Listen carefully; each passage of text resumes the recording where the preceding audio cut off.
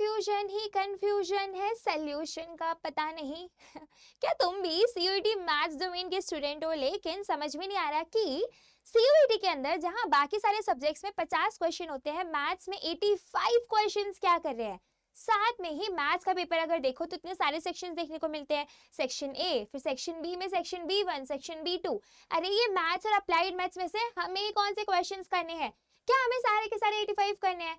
क्या अगर हमने स्कूल में अप्लाइड मैथ्स ले रखा है तो सीयूईटी में कोर मैथ्स देना है? सिलेबस में हमें क्या पढ़ना है एंड व्हाट नॉट? अगर तुम भी ये सारी की सारी कंफ्यूजन फेस कर रहे हो तो आज तुम्हारी कंफ्यूजन का सोल्यूशन मैं लेकर आ चुकी हूँ। Hello everyone, welcome back to this platform CUET Adda. मैं हूँ आपकी मैथ्स एजुकेटर नेहा और आज हम आपकी इतनी सारी कंफ्यूजन्स को करते हैं बढ़िया तरीके से खत्म। सबसे पहले हम चलते हैं पेपर के पैटर्न के बारे में। हम समझते हैं कि है क्या ये एग्जैक्टली सीयूईटी में मैथ्स और अप्लाइड मैथ्स का खेल। एकदम सिंपल तुम्हारे लिए फ्लो चार्ट बनाया मैंने, एक एक करके अच्छे समझाती हूँ।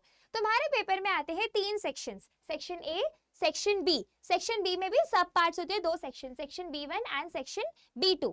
अब शुरू करते हैं सेक्शन ए से। तो सेक्शन ए में होते हैं हमारे पास 15 क्वेश्चंस। सेक्शन ए में 15 क्वेश्चंस होते हैं, क्वेश्चन नंबर 1 से लेके 15, जो स्टार्टिंग के 15 क्वेश्चंस होते हैं ना, वो सेक्शन ए के होते हैं। ये जो क्वेश्चंस हैं ये कंपलसरी होते हैं सारे स्टूडेंट्स के लिए, चाहे आप कोर मैथ्स के स्टूडेंट हो या फिर चाहे आप अप्लाइड मैथ्स के स्टूडेंट हो, आपको ये सारे के सारे 15 क्वेश्चंस तो अटेम्प्ट करने ही करने, ठीक है। This is compulsory for all.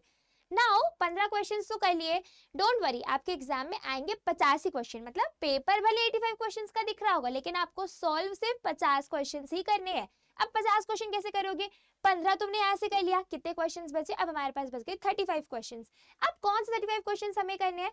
तो हम आ जाएंगे सेक्शन बी में। सेक्शन बी में हमारे पास टोटल होते हैं 70 क्वेश्चंस। अब आप खुद ही सोचो, 70 क्वेश्चंस है लेकिन आपको 35 करने हैं। इसका मतलब है कि जो सेक्शन बी है वो 2 पार्ट्स में डिवाइडेड है। एक है कोर मैथ्स के बच्चों के लिए, एक है अप्लाइड मैथ्स के स्टूडेंट्स के लिए। आपके स्कूल में आपने जो भी पढ़ रखा है, अगर आपने कोर मैथ्स पढ़ रखा है तो आपको कोर मैथ्स के क्वेश्चंस करने हैं, अप्लाइड पढ़ रखा है तो अप्लाइड के करने हैं। लेकिन बच्चों मेक श्योर करो कि आपको एक ही सेक्शन करना है। ऐसा नहीं कर सकते आपकी कुछ क्वेश्चन अप्लाइड के टिक करके आ रहे हैं, कुछ क्वेश्चन कोर के टिक करके आ रहे हैं, ये नहीं चलेगा। मेक श्योर करो कि आपको आपका जो भी है ना, अगर आपको अप्लाइड के बारे में कुछ नहीं पता मतलब आपने कोर पढ़ रखा है, क्लास 12th में स्कूल में आपने जो कुछ भी सब्जेक्ट पढ़ रखा होता है उसी से रिलेटेड आपको यहाँ पर सीयूटी में एग्जाम देना है। तो अगर आपके स्कूल में लेट्स आप कॉमर्स के स्टूडेंट हो तो आपने अगर अप्लाइड मैथ्स ले रखी है तो फिर आपको कोर मैथ्स को कुछ नहीं है, आपको अप्लाइड मैथ्स पे ध्यान देना है। अब शुरू करते हैं सेक्शन बी में। हमारे पास 2 सेक्शन है, section B1 and section B2। Section B1 होता है क्वेश्चन नंबर 16 से लेके क्वेश्चन नंबर 50, जिसमें होते हैं 35 क्वेश्चंस। ये होते हैं कोर मैथ्स के स्टूडेंट्स के लिए। एंड 50 क्वेश्चंस के बाद फिर क्वेश्चन नंबर 51 से क्वेश्चन नंबर 85 तक जो आखिरी के 35 क्वेश्चंस है वो अप्लाइड मैथ्स के बच्चों के लिए है। लेकिन जरूरी नहीं है कि यही पैटर्न हो हर बारी। 15 क्वेश्चंस को करने के बाद ना एक बार क्वेश्चन नंबर के साइड में जो भी क्वेश्चन लिखा होता है साइड में देख लिया करो कि वो कोर वालों के लिए या अप्लाइड वालों के लिए, ठीक है। कभी कभी ऐसा भी हो सकता है कि स्टार्टिंग के क्वेश्चन 16 to 50 अप्लाइड के लिए हो जाए और आखिरी के 35 क्वेश्चन कोर के लिए हो जाए।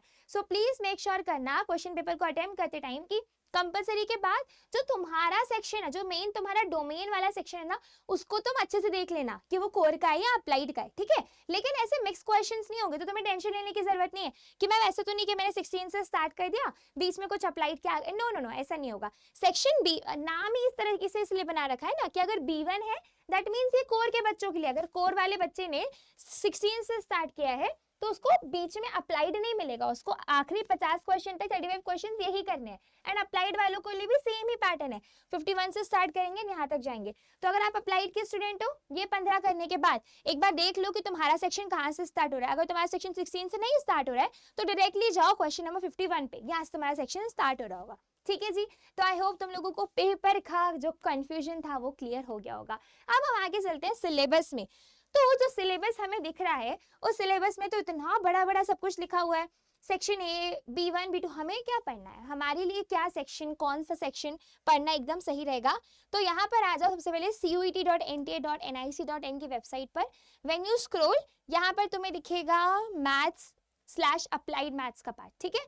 तो यहाँ पर है रहा हमारा सिलेबस। आप देख सकते हो सिलेबस में भी क्लियरली मेंशन्ड है सेक्शन B1 मतलब कोर मैथ्स के बच्चों के लिए, ठीक है। तो ये है कोर मैथ्स का सिलेबस। एंड देन सिमिलरली तुम स्क्रॉल करो एंड तुम्हें मिल जाएगा यहाँ पर ये रहा हमारे पास यहाँ पर अप्लाइड मैथ्स के बच्चों का सिलेबस सेक्शन B2। ठीक है, तो आई होप सिलेबस से रिलेटेड भी कंफ्यूजन क्लियर हो गया होगा। लेकिन क्या तुमने अभी तक प्रिपरेशन स्टार्ट करी है? अब ध्यान रखो कि तुम्हारे पास पेपर में आ रहे हैं 50 क्वेश्चन एंड हर क्वेश्चन में करेक्ट करने पर मिलता है तुम्हें +5 मार्क्स, ठीक है, इनकरेक्ट करने पर भी मिल रहा होगा -1 मार्क। मतलब यहाँ पे नेगेटिव मार्किंग भी एक वेटेज कैरी करता है, जिसके कारण तुम्हारी अगर तुम्हें नेगेटिव मार्किंग इंक्रीज होगा ना, तुम तुम्हारी ड्रीम यूनिवर्सिटी तक पहुंचने से ऐसे तो ना थोड़ा सा दूर रह जाओगे। तो इफ यू आर समवन जिससे प्रिपरेशन स्टार्ट करिए, जल्दी से कमेंट करके लिख दो yes ma'am we have started the preparation and we are targeting 250 out of 250। Okay, ये जल्दी से मुझे कमेंट में चाहिए अगर तुम यहाँ तक वीडियो को देख रहे हो। And if you are someone जिसने अभी तक प्रिपरेशन कर ली है लेकिन अपनी प्रिपरेशन को बूस्ट देना चाहता है बाय प्रैक्टिसिंग मेनी क्वेश्चंस, आखिरी के 40 दिनों में सिर्फ एग्जाम ओरिएंटेड पढ़ना है, गूगल पे जाके लिखना है करियर सड्डा 24/7, क्लिक ऑन इट, यहाँ पर ऑल कोर्सेज में जाओ, देखो यहाँ पे सारे कोर्सेज है। सपोज तुम साइंस के स्टूडेंट हो, यहाँ पर हम गए एंड तुम्हारे पास है प्रतिज्ञा प्लस प्रतिज्ञा। प्रतिज्ञा में तुम्हें बुक्स नहीं मिलेंगी, प्रतिज्ञा प्लस में तुम्हें बुक्स भी मिल रही होंगी, ठीक है। सपोज तुम्हें प्रतिज्ञा प्लस चाहिए, like you want books as well, तो बाय नाउ में यहाँ पर क्लिक करना है, enter the coupon code NS10, apply करो। तुम देख सकते हो तुम्हें एक अच्छा खासा डिस्काउंट भी मिल रहा है। 3999 के बुक्स कितने, 3999 का जो पूरा बैच है वो इतने से प्राइस में तुम्हें मिल रहा है। अभी मैं इतना सा क्यों बोल रही हूँ कि तुम्हें पता है कि बुक्स भी बहुत महंगी होती है, अराउंड 2000 की तो बुक्स है, 1000-1200 की तो तुम्हें टेस्ट सीरीज यहाँ पे दी जा रही है, इतने सारे एक्सपर्ट टीचर्स तुम्हारे सामने खड़े कर दिए गए हैं।